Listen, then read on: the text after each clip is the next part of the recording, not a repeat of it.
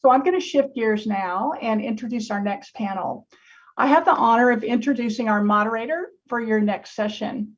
Jim Nilsson is Head of Partner Success for Go1, which provides digital learning for all employees at all levels.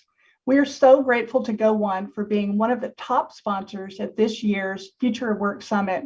And we're so happy to have Jim moderate today's sessions on credentials for upskilling in a digital economy. Jim. Hi, thanks, Rebecca. Hello, everybody, and welcome to Credentials for Upskilling in a Digital Economy.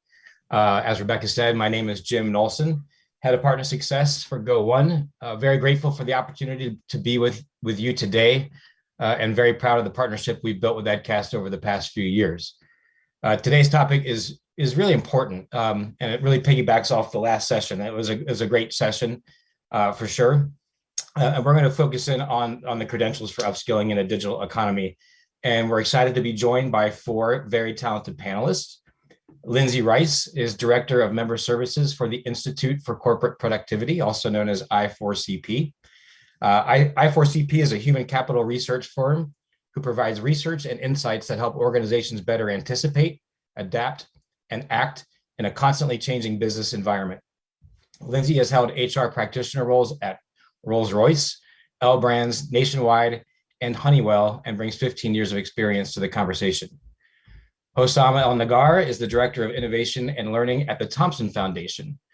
Hosam has developed the Foundation's digital program, which now serves more than 20,000 journalists worldwide and includes an LXP, a mix of online and message app-based courses, and other blended resources.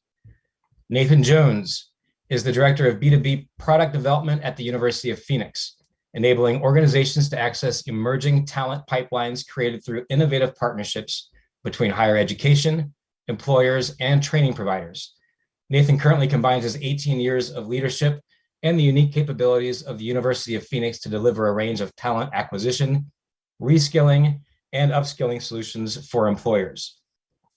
Finally, Joe Milardo is Senior Director of Education Services and Audience Enablement at Dell Technologies, and is responsible for stakeholder engagement and learning-based enablement programs. Over his 21-year tenure at EMC and Dell, Joe has held a variety of roles and leadership positions focused on developing the critical knowledge and skills of team members, partners, and customers. He's passionate about combining business, technology, and education strategies to create the next generation of skills development and transformation for the global workforce. Now, before we dive in with the panelists, I'd just like to share a little bit of what we're seeing at Go1 from a content point of view in this area. And also Go1 has invested money in sponsoring this event. If I don't plug our product just a little bit, I'll have to upskill and reskill myself to find a new job. And I don't really want to do that. But just a quick bit that kind of level set the conversation and how content obviously is just one of the components that goes into upskilling in a digital economy. So more than 41% of America's working population are disengaged and actively job searching. That's 4.1 out of every 10 people. And it's always that 0.1 person that's going to get you every time, right? But it's not just about looking for a new job. It's people that aren't being productive. They've lost engagement. They're not innovating. They're not adding to the culture. The Future of Jobs report from 2020 that was published by the World Economic Forum claims that in the next 5 years, workforce automation is going to displace 85 million jobs. The good news is it's going to create 97 million new jobs. So you can see how upskilling and reskilling and new skilling is going to play a role. And while automation is changing work, we just have to change with it. And a good employee retention strategy has two priorities. Number one is see people as assets and not an expense. And number two, effective reskilling and upskilling plans. So really playing into what we're talking about today. 94% of people that leave their jobs say they would stay longer if the company invested in helping them learn. So we all know, I know I'm preaching to the choir here, but building this culture of learning and not just rolling out what's required and checking off the box, but offering your employees the ability to learn both professionally and personally is very important, especially these days. So employees want to grow. We want to be better. We know what we want to learn. We just need access. 83% want to learn skills to perform better in their current role or grow into a new role at the same organization. 73% want to learn about a topic they're personally interested in. And so, just real quick, Go1 is a content aggregator. We're the world's largest content library with over 100,000 online courses provided by over 200 of content providers from around the world. And again, we're very proud of our partnership with Edcast. We have a seamless integration, so you can just kind of plop Go1 on top of Edcast, and you would open up a world of learning for all your employees. And with that said, I'm going to stop sharing my screen real quick, and let's get back to it. Lindsay, with many of the world's most prominent organizations using IC4P to better capitalize on HR practices and workforce trends, I imagine these topics, and this topic in particular, has surfaced at least once or twice, right? Yes, very much so. So Yeah. Let's go ahead and dive in, if that's okay with you. Thank you so much for the opportunity to present and share with you all today. My plan for today's session, or my part of the session, I should say, is really just for you to walk away with a little bit more knowledge about the organization that I work for. And then I was going to share with you some of the research that we have recently announced or released as part of our 2021, research portfolio. And specifically, I'm going to be focusing on something that we're calling the Leadership Redefine series. So I know we're focusing on upskilling in a digital economy, and the word skill, I feel like, tends to invoke, a quality specifically related to maybe a more tangible or hard skill, but obviously soft skills are more important than ever, potentially. And so our Leadership Redefined series talks more about what are some of those soft skills that we should be looking to upskill within specifically our manager and leadership population. But before I jump into there, I'm just going to go ahead and share my screen.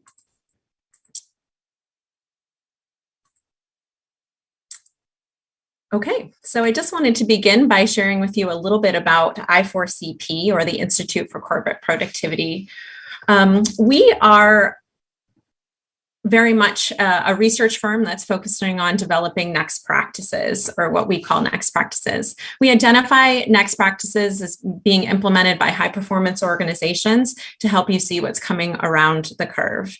So next practices are typically those practices in which become what often are referred to as best practices.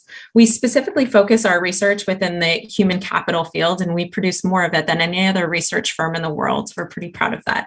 I like to say that we are a small but mighty team. When we learn, or when we think about our research, we always relate it to high performance. And so high performance is defined as revenue growth, market share, profitability, and customer satisfaction. And so while you can understand that there's a lot of questions that come up in today's world in the fields of human resources, we care most about answering and solving the problems that specifically are known to impact the performance of an organization. This year, we've released several major research studies. We began the year with something called cubed cloud, a little pithy phrase that was came up with by our research team to really refer to the transition from the traditional cube-based environment to a more cloud-based or hybrid, and in some cases, fully remote workforce environment. We continue to produce research on this topic as we all continue to navigate the pandemic together. And it just as a little aside, if you're interested in some of these resources, we have specifically what's called a Coronavira Resource Center, and it is open to everyone regardless of membership.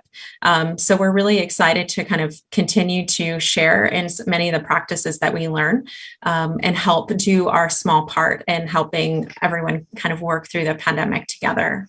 We've had a lot of really interesting conversations around what's most important to organizations and how are they being challenged. Obviously, right now, much of our focus is on bringing organizations together to talk about things like vaccine mandates and mask mandates and return to work or return to office strategies. We also came out with something kind of similar to stemming from this cubed cloud study is something called workforce readiness. So really thinking about, is your workforce capable and ready for the future of your organization? The quick headline from that research study is that unfortunately, no. Many organizations report that they don't feel ready. Largely, the reasons that they don't feel ready is they don't have a common understanding of the skill sets within their organization. They admit that organizations such as LinkedIn tends to know more about their organization than the employees that work for their own organization than they do.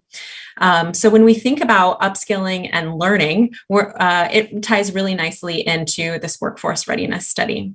But as I shared with you previously, I'm going to focus the rest of my time with you today on our Leadership Redefined series.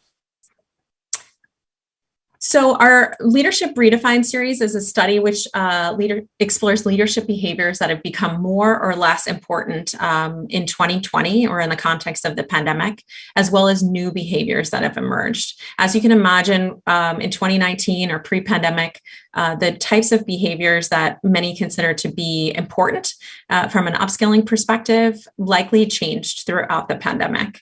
So this study really tried to explore what those behaviors were.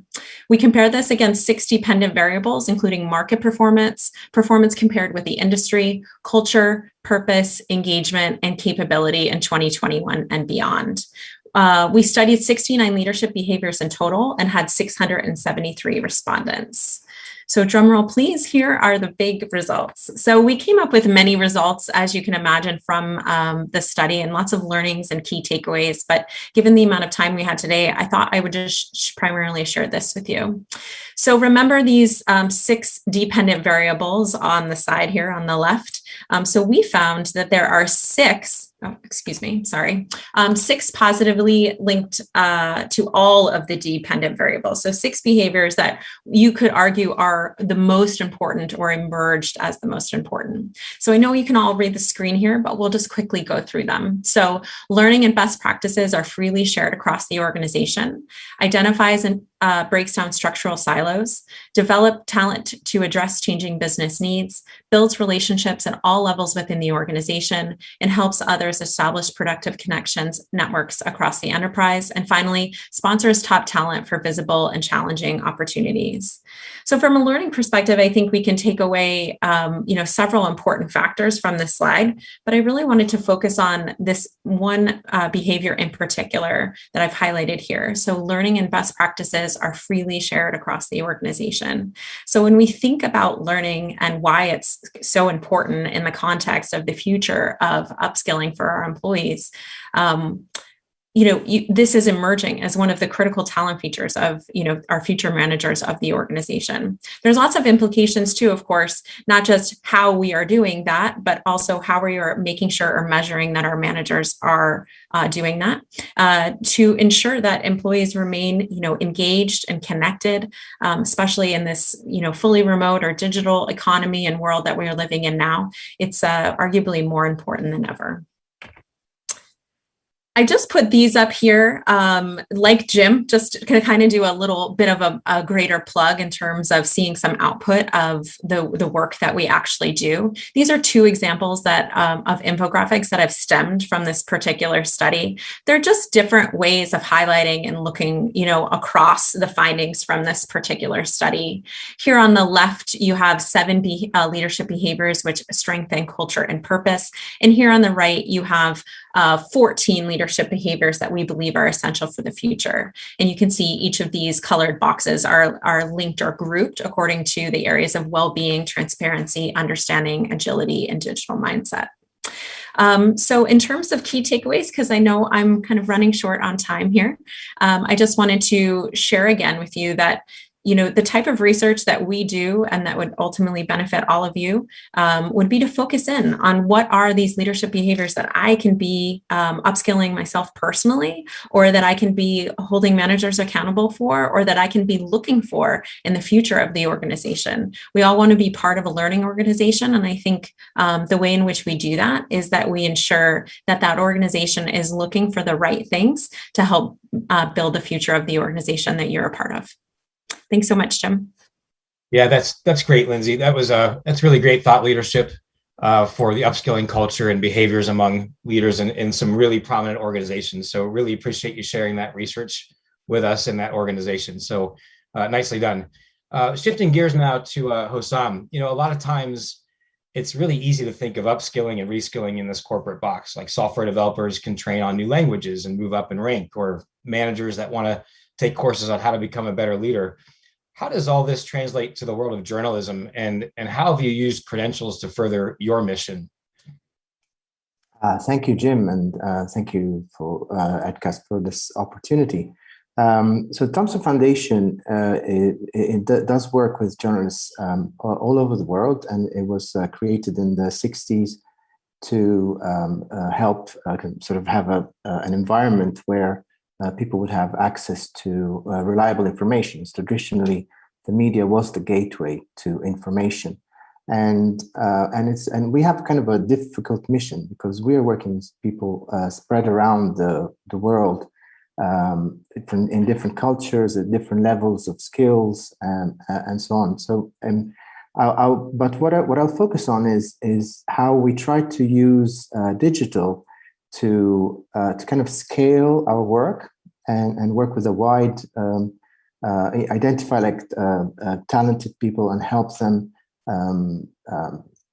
be stronger players in improving our access to information.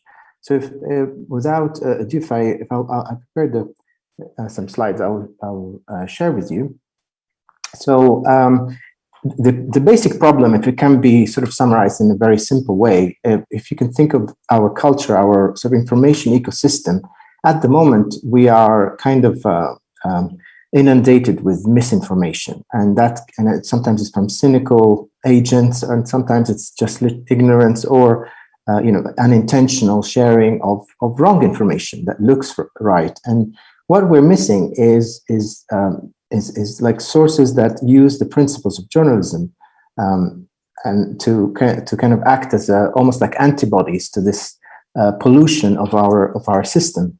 And so this is what our goal is kind of to grow this healthy sources of information that can counter this problem.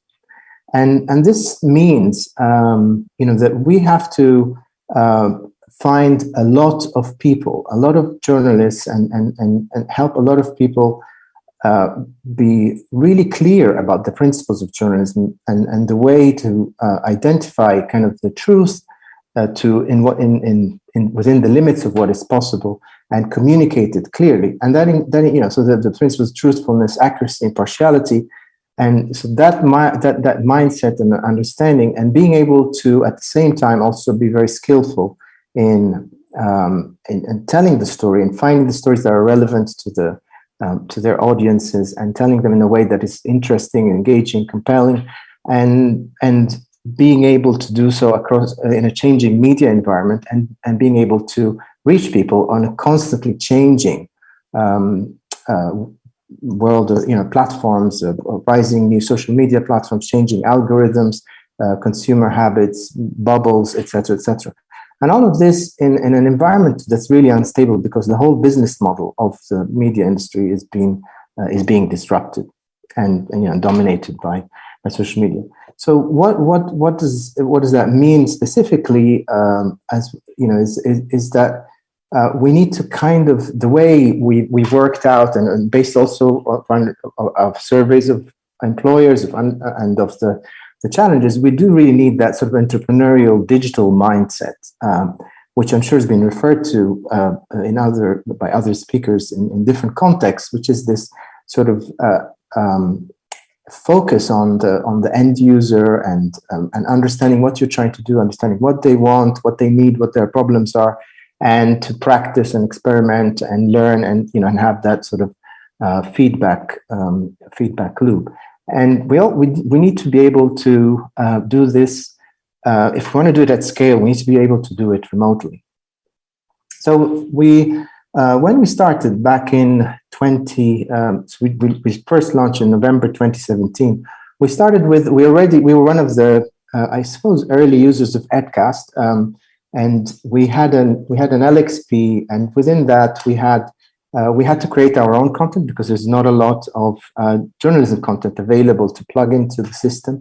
And we so we kind of understood from users what how to make the content most relevant by sort of localizing it, case studies, practical exercises, using industry experts, very much focused on skills, interactive, etc., and focusing on the mindset. And we had to, and as a carrot or as an incentive, we obviously had our brand, which has sort of a currency in our within our audiences, but also we got CPD certifications, continued professional development. These are credits that if some employers are using them, they are hours that count towards that.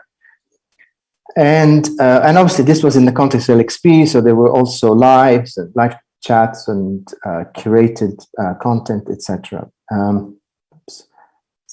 Okay, so it was, by some standards, it was successful because we had these are, audience that they were not our employees. We couldn't force anybody to do anything.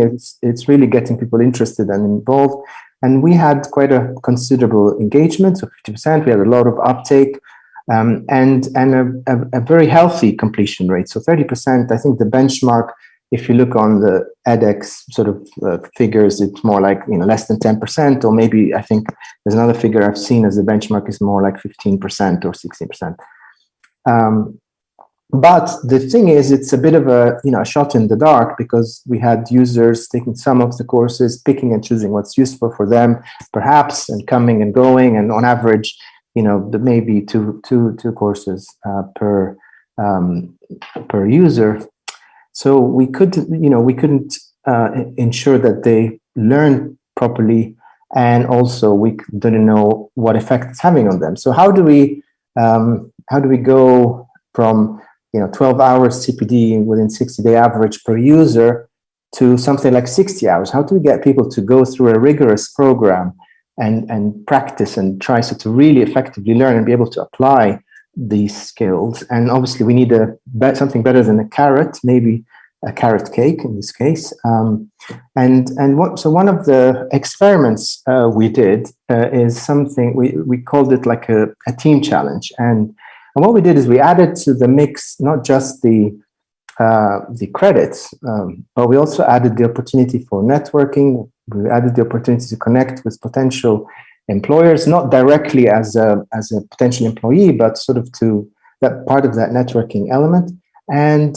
the element of honor. So to be, if it's structured with gamification as sort of a competition, you get people who will make it to the top, and these people will be honored. And we learned in our research that because of the fact that there is a huge variance in quality in education levels and work experience around the world, an employer is unable to tell how good a person is based by virtue of how much experience they have or the level of their education, unless they've gone to something like an established, well-known university. But one thing that always cuts through is if you win a competition, if you win awards, etc. So those are something really treasured by people trying to prove their ability. So we used, of course, this. This is the beauty of LXPs and the way that you can curate and create these journeys that linking to different types of activities and different platforms and so on. So we had the combination of this learning journey with not only the courses, so you had the deep dives into the content, but you had to also go out and do things. So they worked in teams, and they had to create a media brand. They had to go out and interview members of the audience. They had to try to create stories that would resonate, and then experiment and do these stories, and then get feedback from the audience, get feedback from the peers, get feedback from us, and go back and try to kind of grow their engagement with their audience. And at different points, different experts would help them along the way, explain the different processes, etc. And it went quite. We never had the platform so buzzing before, and we had people logging in every day and working and interacting and so on. So it's very, very higher kind of engagement. We're also able to track the outputs of this group of people. So we ended up, by the end of the process, we had 20 media brands that were had a bit of momentum. We had these various teams that visibly published 180 stories, and they reaching almost a quarter of a million people. I think a quarter million people, and with engagements, comments, and shares and stuff like that, around 18,000 figures. And we also did kind of benchmarking and sentiment surveys and things like that. And most of the users reported increasing confidence, and they had all kind of built their own portfolio of work, because the key thing there was that they had to use their mind to work out how to react to their audience, and they had to choose a platform that worked with their audience and to prototype and create content. So that's something that is very important for the media. Those kind of skills are very important for a media trying to adapt to the digital transformation. And the result was, what was interesting about this is that this kind of activity created a buzz. It attracted people and made us connect with a surge in the community. And when we had different levels of users, so users who engaged but couldn't quite finish, but still took some courses and are kind of started their journey into developing themselves with us. And those users have potential to go further. Those who completed the program but didn't, it's kind of rise to the top, but still have built portfolio, become more employable, practiced, etc. And the superstar, the ones who really shone, and they easily find employment, and they have the potential. They become role models. They pull others behind them, and they become also future experts, contributors back into the mix. So, what were the cons of this particular program? Was obviously it had the beginning, middle, and end, and it was taxing for the users. So 2 months of week in, week out assignments, courses, work. It's not suitable for people in full time, especially journalists who might be working long hours. From our end, it was high maintenance. We had a lot. It was kind of a different platforms patched together, glued together, trying to make this complex user experience work around Edcast, and there was a lot of following up and chasing, and people not being happy in their teams and needing to change teams and stuff. And it was only 2 of us trying to make all these people happy, and we didn't set up a tracking of the cohort after. We know anecdotally of people getting good jobs or brands that were doing okay, but we haven't stuck with it to be able to follow up on the impact. And obviously, as typically happens with these things, if these users were coming back regularly, once the whole activity, the whole circus stopped, they were gradually had less and less incentive to come on a regular basis, because they had done most of the courses, they had done their engagement.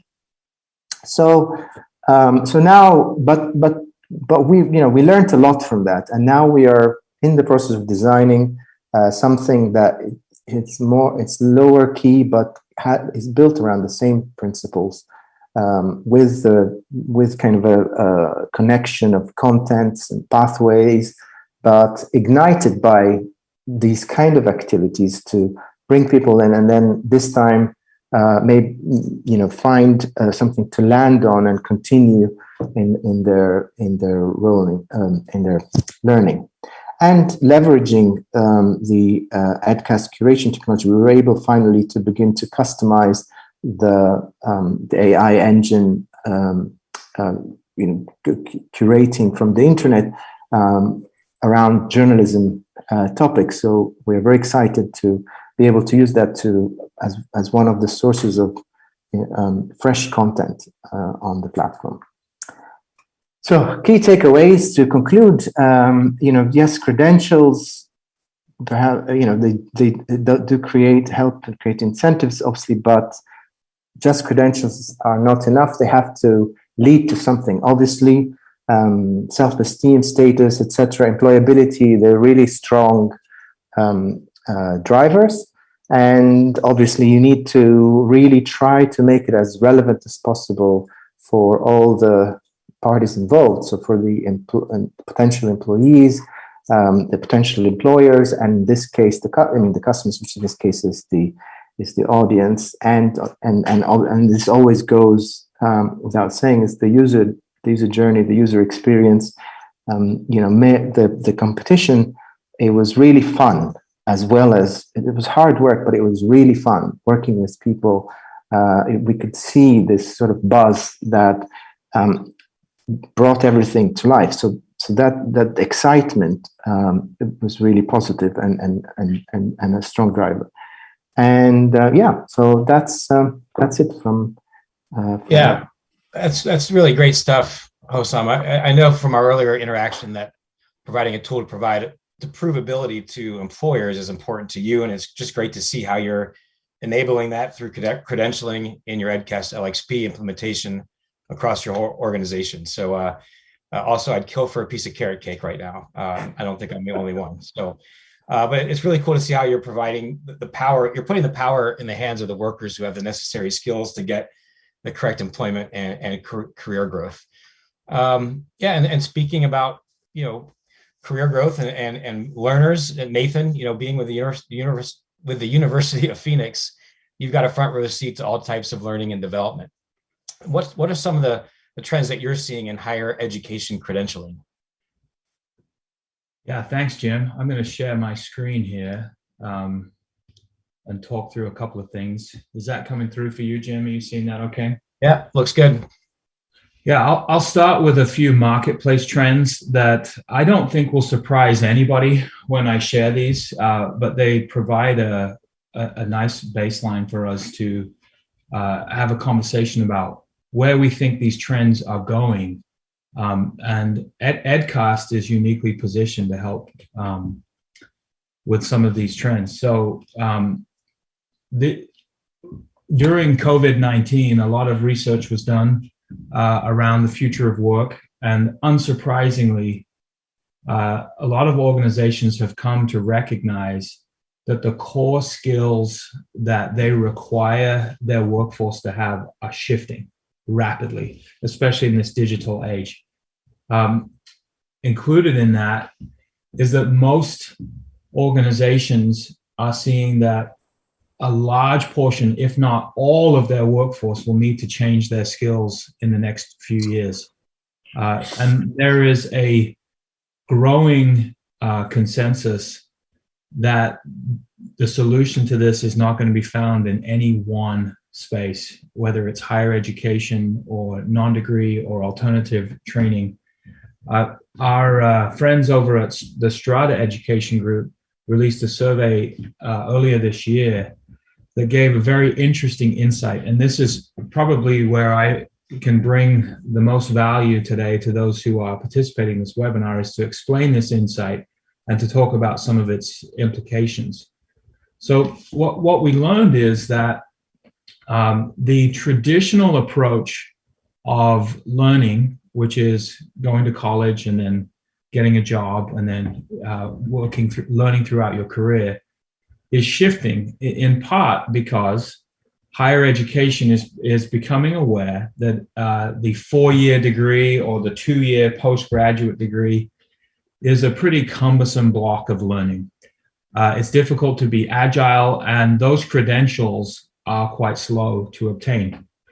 And what we're seeing is an increased trend where adults who combine a college degree with non-degree credentials experience both greater quality and value in their career and their outcomes from the learning than those who pursue just a degree alone, which is what this data indicates. But I won't bore you with another chart that shows you that the inverse is true, that if you're just doing non-degree learning without a higher education credential, there is an opportunity to obtain that durable, portable higher education credential as well to enhance a learner's career and experience. So that's some of the trends that we're seeing, is this continuing need for higher education and for non-degree training providers and credentialing organizations to figure out how to integrate, how to merge closer together, and to do it in new and easier ways for organizations and employers, and to do it in new and easier ways for learners. Too long have we had this approach in the workplace of higher education and professional development being two parallel tracks that never connect. That's one of the largest trends that we're seeing right now, Jim. And I'll talk about some of the things that we've seen in the space that have resulted from the combining of these non-degree and higher education tracks. The first is what we've been seeing with EdCast. So EdCast, being such an agile platform and being so adaptive to its learners' needs, has begun to display higher education content alongside non-degree content, but not simply as a separate endeavor, but in a highly integrated fashion, where learners on the EdCast platform are able to identify their immediate skilling and credentialing needs through the content that's on the platform, and also identify complementary higher education learning platform pathways that can help them towards their longer term goals. What we find is that professional development, non-degree training can help in the immediate time frame that someone would want in their career as they're entering a new position or upskilling for the next role. But sometimes those credentials lack the durability and portability or universal recognition that a higher education credential like a degree or a postgraduate certificate may present throughout their career.